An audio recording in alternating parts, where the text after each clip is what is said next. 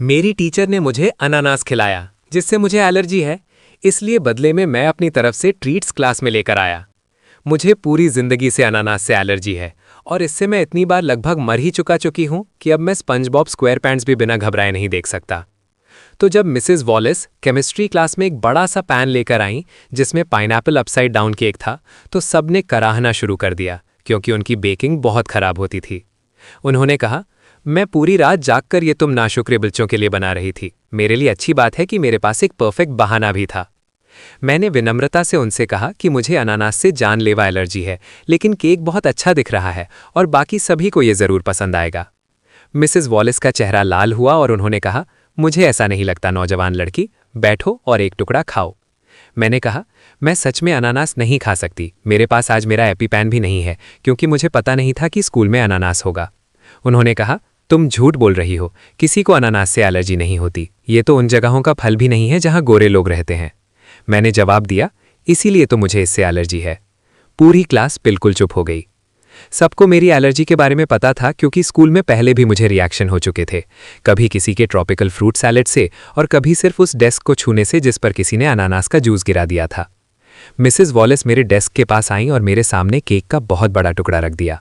अनानास के टुकड़ों से जूस टपक रहा था और वो चॉकलेट केक वाले हिस्से पर गिर रहा था जो जला हुआ लग रहा था। उन्होंने कहा, या तो तुम ये केक खाओ या मैं पूरी क्लास के ग्रेड 1 पूरा लेटर कम कर दूंगी। सब लोग मुझे घूरने लगे। केला ने होंठ हिलाकर कहा, मत करना। लेकिन टॉमी बहुत घबराया हुआ दिख रहा था क्योंकि वो पहले से ही C- पर था और दोबारा समर स्कूल नहीं जाना चाहता था। मैंने उस घटिया केक को देखा और अपनी माँ के बारे में सोचा।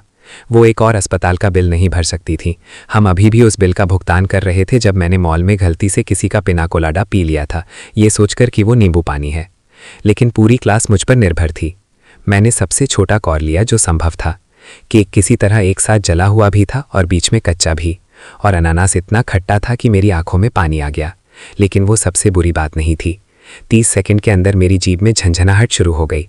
फिर मेरा गला ऐसा लगा जैसे कोई उसे दबा रहा हो। मेरे होंठ सूजने लगे और मुझे महसूस हुआ कि मेरे गले पर हाइव्स गल रहे थे। मैंने फुसफुसा कर कहा, मुझे मदद चाहिए, लेकिन ये अजीब सा सुनाई दिया क्योंकि मेरी जीभ सूज चुकी थी। मुझे आखिरी चीज़ जो याद है वो ये कि केला चिल्ला रही थी और मिसेस वॉलिस कह रही थी कि मैं नाटक कर रही हूँ। फिर सब कुछ अंधेरा हो गया। मैं अस्पताल में जागा। मेरे हाथ में ट्यूब लगी हुई थी और मेरी माँ मेरे पास बैठकर रो रही थी। कमरा केमिस्ट्री क्लास के सभी छात्रों के गेट वेल कार्ड से भरा हुआ था, लेकिन मिसेस वॉलिस की तरफ से कुछ भी नहीं था। डॉक्टर ने कहा कि मैं भाग्यशाली था कि केला की माँ एक नर्स थी और उन्होंने केला को एनाफिलैक्सिस पहचानना सिखाया था। चूंकि मुझे ज़िंदगी का दूसरा मौका मिला था, मेरे दिमाग में एक आइडिया आया। मैंने अगले 2 दिन घर पर आराम करते हुए क्लास के सभी लोगों के लिए खास शहद के जार बनाए। हर जार पर एक प्यारा सा लेबल था जिस पर लिखा था, वो सच में एक चिपचिपी स्थिति थी, गेट वेल कार्ड के लिए धन्यवाद। उस पर छोटे छोटे मधुमक्खी के चित्र भी बने थे। मैंने छात्रों के लिए 23 छोटे जार बनाए और मिसेस वॉलिस के लिए खास बड़ा जार। जब मैं फिर से केमिस्ट्री क्लास में गया तो सब लोग ताली बजाने लगे। मैंने शहद के जार बांटे और सबको बहुत पसंद आए। मिसेस वॉलिस अपनी डेस्क पर बैठी पेपर जांच रही थीं और ऐसे दिखा रही थीं जैसे मैं मौजूद ही नहीं हूँ। मैंने कहा, मिसेस वॉलिस, मैं आपके लिए भी शहद लाया हूँ। उन्होंने शक भरी नज़र से ऊपर देखा, लेकिन मैं समझ सकता था कि वो सबके सामने फिर से बुरी नहीं दिखना चाहती थी। उन्होंने नकली आवाज़ में कहा, यह बहुत सोच समझ कर किया गया काम है टेलर। वो अपनी रोज़ की सुबह वाली चाय पी रही थी तो मैं उनके पास गया और उनके मग में शहद का बड़ा सा ढेला निचोड़ दिया। उन्होंने चाय हिलाई और एक बड़ा घोंट लिया। मैं अपनी सीट पर वापस आ गया और केला से फुसफुसा कर कहा, अब देखना। करीब 5 मिनट बाद मिसेस वॉलिस का चेहरा लाल होने लगा। वो अपनी सीट पर बेचैन होने लगी। फिर उन्होंने इतनी ज़ोर से पाद मारा कि मैंने ज़िंदगी में कभी इतना ज़ोर का नहीं सुना था। पूरी क्लास चुप हो गई।